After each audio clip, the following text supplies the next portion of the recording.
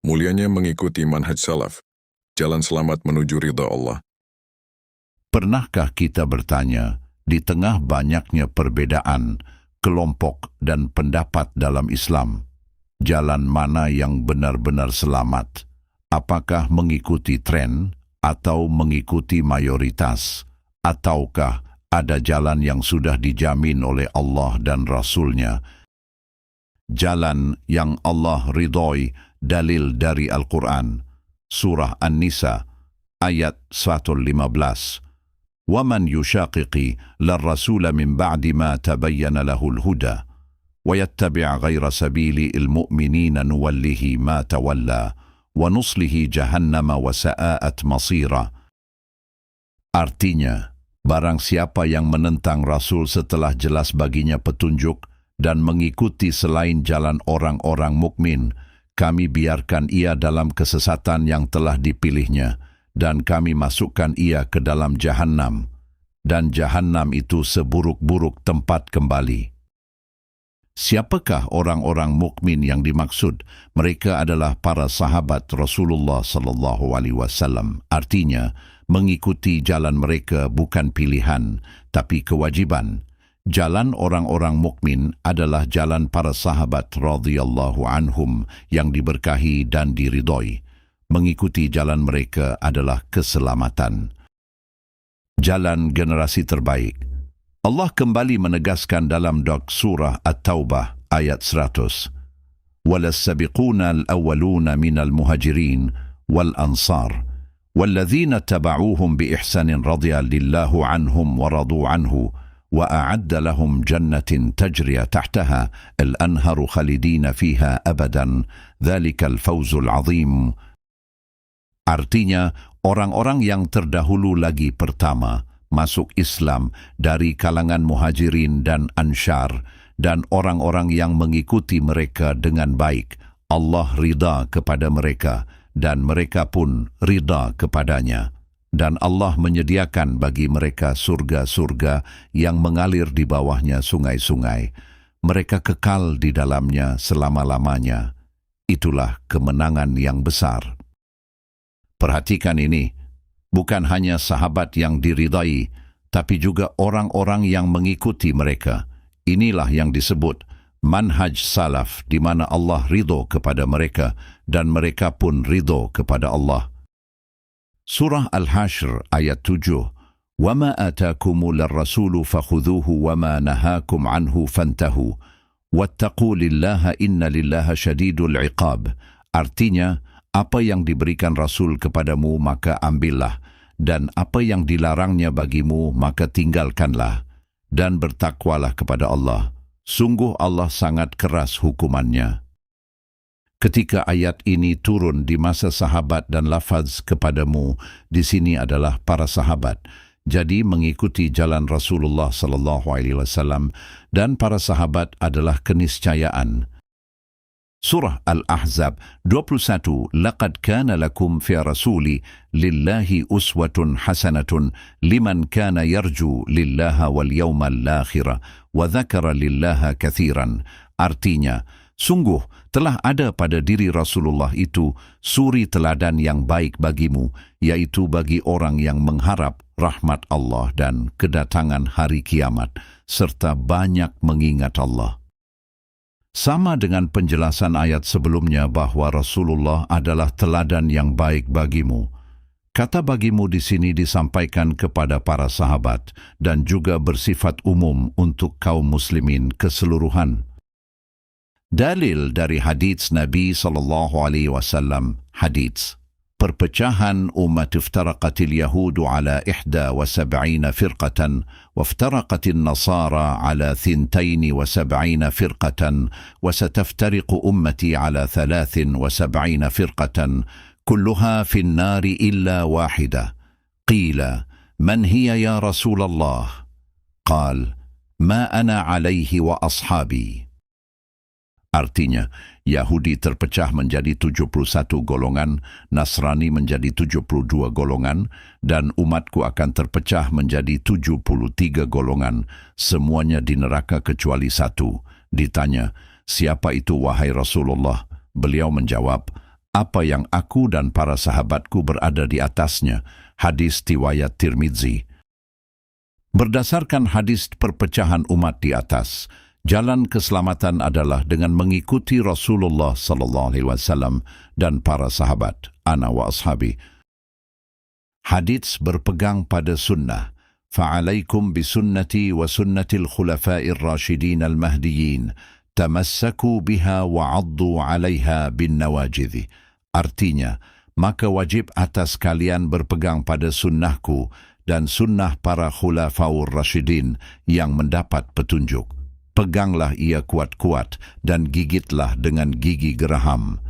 Hadis Abu Dawud, Tirmizi. Hadis ini semakin memperkuat keutamaan mengikuti sunnah Rasulullah SAW dan sunnah para sahabat, yakni khulafai rasyidin yang mendapat petunjuk. Hadits generasi terbaik. Khairun nasi qarni, thumma alladhina yalunahum, thumma alladhina yalunahum.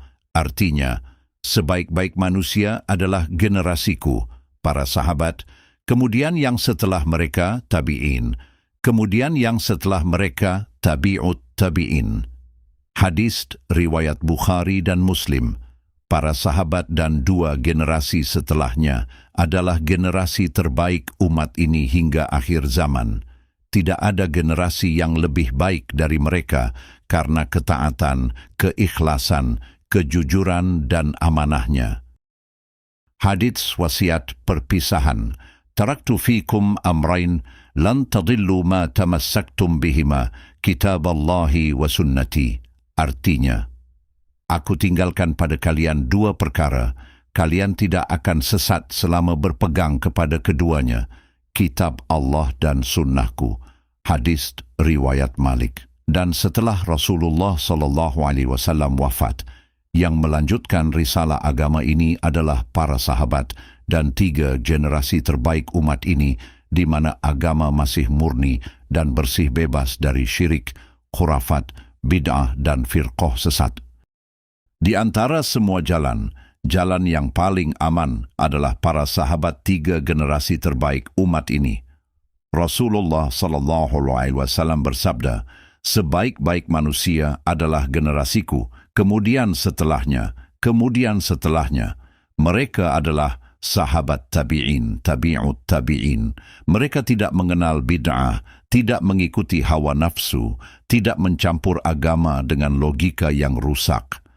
Mereka hanya berkata, kami dengar dan kami taat. Nasihat ulama salaf. Abdullah bin Mas'ud berkata, barang siapa ingin mengikuti, maka ikutilah orang yang telah wafat, para sahabat.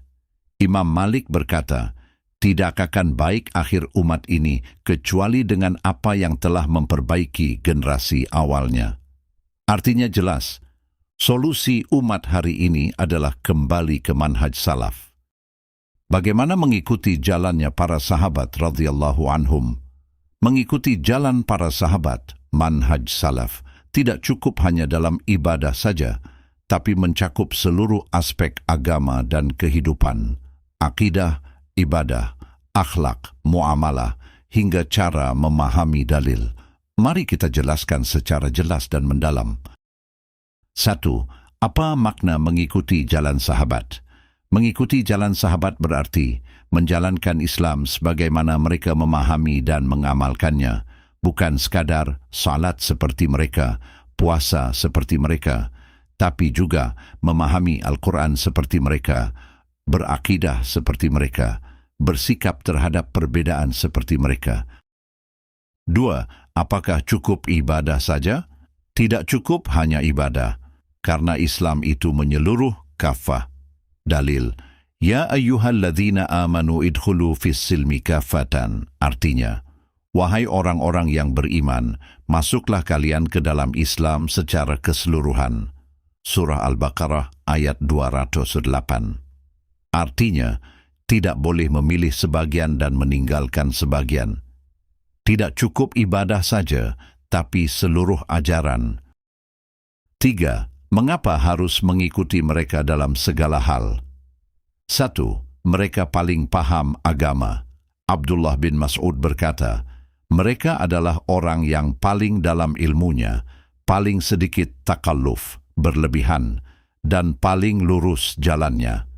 Mereka belajar langsung dari Rasulullah SAW. 2. Mereka generasi terbaik. Hadits khairun nasi qarni. Mereka dipuji langsung oleh Nabi. Tidak mungkin generasi terbaik salah dalam memahami agama. 3. Mereka tolok ukur kebenaran. Surah An-Nisa 115. Allah mengancam orang yang menyelisihi jalan orang-orang mukmin. Yang dimaksud pertama kali adalah para sahabat. 4. Mereka menjaga agama dari penyimpangan. Imam Malik berkata, tidak akan baik akhir umat ini kecuali dengan apa yang telah memperbaiki generasi awalnya. Artinya, kalau ingin selamat, kembali ke metode mereka, bukan membuat cara baru. 4. Contoh mengikuti manhaj salaf secara menyeluruh. 1. Dalam akidah, mengimani Allah tanpa tahrif, ta'thil, takyif, dan tamsil. Tidak menakwil sifat Allah seenaknya. 2. Dalam ibadah, hanya beribadah berdasarkan dalil, tidak membuat amalan baru, bid'ah. 3. Dalam akhlak tawadhu, rendah hati, ikhlas, tidak fanatik golongan.